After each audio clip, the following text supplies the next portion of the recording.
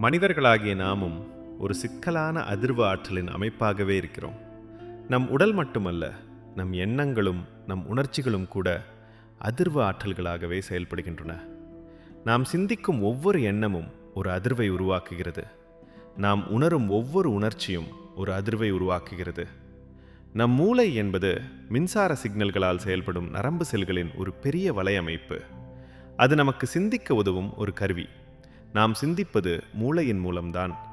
ஆனால் மூளைதான் எண்ணங்களை உருவாக்குகிறது என்று முழுமையாக சொல்ல முடியாது.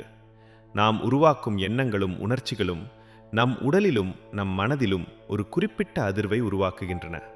அந்த அதிர்வுகள் சேர்ந்துதான் நம் முழு அதிர்வு நிலையை அமைக்கின்றன. அதிர்வு விதியை புரிந்து கொள்வது வெறும் ஒரு அறிவியல் கருத்தை தெரிந்து கொள்வது மட்டுமல்ல, அது நம் வாழ்க்கையில் மிக ஆழமான தாக்கத்தை ஏற்படுத்தக்கூடிய ஒரு உண்மை.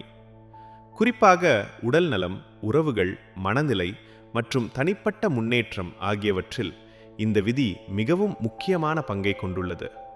நாம் எந்த அதிர்வெண்ணில் வாழ்கிறோமோ அதற்கேற்ற அனுபவங்களே நம் வாழ்க்கைக்கு வந்து சேரும்.